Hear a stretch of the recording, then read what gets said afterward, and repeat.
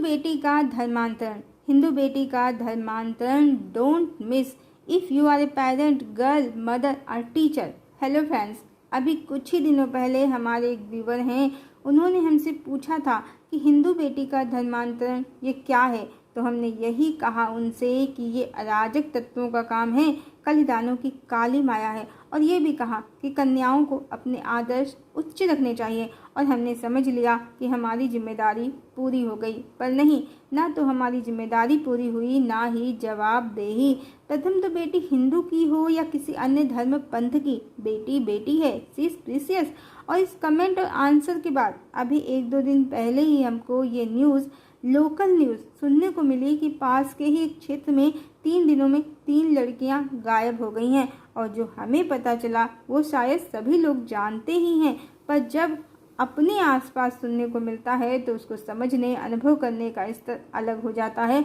और तब हमको समझ आया कि समस्या वाकई बहुत ज़्यादा गंभीर है, क्योंकि ये सिर्फ धर्मांतरण नहीं है, इसमें लड़कियों को नाम बदलकर लड़के अपने प्रेम जाल में फंसाते हैं, फिर उनकी वीडियो बनाते हैं और फिर ब्लैकमेल भी करते हैं। और कुछ ही दिनों में ये देश के बाहर अरब जैसी कंट्रीज़ में उनको बेच दिया जाता है। मतलब ये एक नर्क का कुआं है। अपनी लड़कियों को, अपने बच्चों को इस नर्क के कुएं से बचाने के लिए, और अगर आप जो हमें सुन रही हैं स्वयं एक लड़की हैं, तो सजग हो जाइए।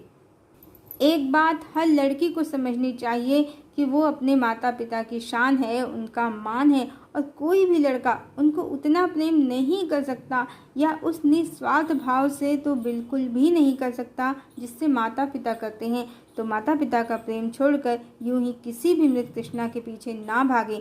दूसरे माता पिता जो हमें सुन रहे हैं, कृपया आप अपनी कन्याओं को बताइए कि वो आपके लिए कितनी प्रीसियस हैं। और एक बात, आज का युवा वर्ग सब कुछ जल्दी जल्दी पा लेना चाहता है, और ये जल्दी ही नर्क का द्वार है। ये हर लड़की को जरूर समझना चाहिए कि माता पिता भी समय आने पर उनका विवाह जरूर करेंगे, और वो जिसको सिलेक्ट करेंगे वो अच्छा हो या बुरा, कम से कम उसका नाम, पता, वेरिफिकेशन लीगल होगा। वो अपनी समझ से बेस्ट ही ढूंढेंगे। उनके ढूंढे हुए लड़के के द्वारा कम से कम बेचे जाने वाला परिणाम तो नहीं ही प्राप्त होगा।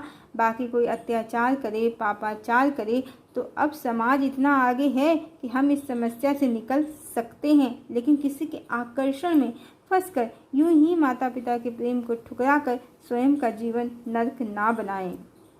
कृपया, यदि आपकी फैमिली में पढ़ने लिखने की सुविधा आपको है तो कम से कम पोस्ट ग्रेजुएशन जरूर करें, उसके बाद ही विवाह जैसे बंधन के लिए सोचें। तब तक ज़्यादातर लोगों को समाज का एक्सपीरियंस बखूबी हो जाता है कि समाज किस दिशा में है और हमारे लिए कौन सा स्टेप उचित है। और हमें सुनने वाले यदि कोई टीचर हैं तो टीचर इस काम को सबसे ज़्यादा अच्छे से कर सकते हैं। आपको अपने स्कूलों में, विद्यालयों में काउंसलिंग के सेशंस पेरेंट्स के साथ, गर्ल्स के साथ चलाने चाहिए। उन्हें इस विषय पर जागरूक करना चाहिए। आजकल माता पिता की लाइफ स्टाइल खुद इतनी बिजी होती है कि स्वयं के लिए भी बहुत से लोगों के पास फुर्सत नहीं है। बच्चों की तो खबर ही नहीं है। तो कृपया थोड़ी खबर लीजिए, खोज खबर रखिए। आपके बच्चे किससे दोस्ती करते हैं, उनका फ्रेंड सर्किल कैसा है, उनके खुद के थॉट्स कैसे हैं, वो जीवन के बारे में क्या समझते हैं, क्या जानते हैं, उनसे बातचीत करिए, उनका फ्रेंड सर्किल चेक कीजिए, उनसे कनेक्शन बना कर रखिए। और लड़कियों के माता पिता, आप स्पेशली उनको बताइए कि आपकी बेटियां उनके लिए बोझ नहीं हैं, बल्कि बहुत स्पेशल हैं। आपकी मान मर्यादा उनके हाथों में है, उसकी वो रक्षा करें और माता पिता की छाया में सभी सुखों का आनंद लें।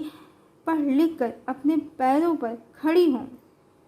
एक और भी मैटर है, आजकल लोग आध्यात्मिकता के लिए अक्सर किसी न किसी बाबा से, संस्था से जुड़ जाते हैं, और अक्सर बाबा लोग भी इन्हीं कांडों में लिप्त पाए जाते हैं। ये आपको जरूर जानना चाहिए। ज़्यादातर धार्मिक संस्थाओं के नाम पर जो भी लोग होते हैं वो अंडरवर्ल्ड पॉलिटिशियंस के निशाने पर होते हैं, और अक्सर स्वयं का संस्थान चलाने के लिए, स्वयं को बचाने के लिए उनको अंडरवर्ल्ड और पॉलिटिशियंस के आगे झुकना पड़ता है। और ये स्वयं भी इनकी पॉलिटिकल और अंडरवर्ल्ड की डिमांड पूरी करने के साथ अपने अंदर की अतिप्त कामनाओं के कारण इस महिला तस्करी जैसे कार्यों में लिप्त रहते हैं। तो यदि स्पिरिचुअल ही बनाना है संतान को, कृपया सुबह शाम घर के मंदिर में दिया जलाया करें। जो भी आपके इष्ट हों उनकी आराधना साधना के लिए थोड़ा समय निकाला करें। और यदि आप हिंदू हैं तो श्री रामचरितमानस और श्रीमद् भगवद गीता घर में ज़रूर रखें और कभी कभी उसका परिवार के साथ पाठ भी किया करें। कोई भी संस्था आपको स्पिरिचुअल नहीं बना सकती, बल्कि इस समय जो समाज की दिशा है उधर अंधकार की संभावना ज़्यादा ही है।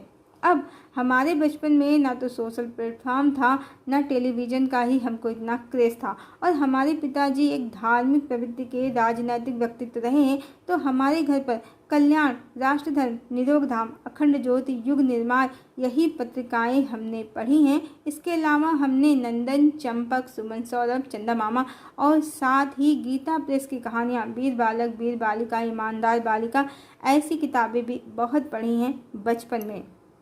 पेरेंटिंग में आप किस तरह का चलचित्र और पुस्तकें अपने बच्चों को उपलब्ध कराते हैं उसकी भी बहुत इम्पॉर्टेंस है। इसको आप बिल्कुल भी इग्नोर ना करें। अच्छी किताबें भी व्यक्तित्व को मजबूत बनाती हैं, दृढ़ बनाती हैं, उच्च बनाती हैं।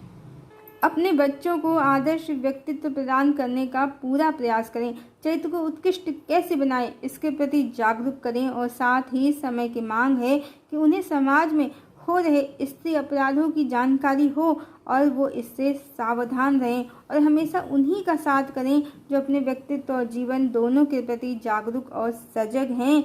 यदि कोई संदेहास्पद हो तो उससे दूरी बनाएं और इसकी जानकारी वो अपने बड़ों को दें। इतना तो आप ज़रूर कहें अपनी संतान से।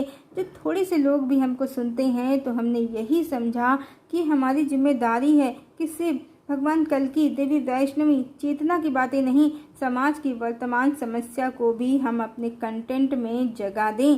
साथ ही जितनी हमको समझ है उतना तो ज़रूर कहें। शायद किसी का जीवन नर्क बनने से बच जाए, शायद किसी का जीवन सफल जाए। हरिओम।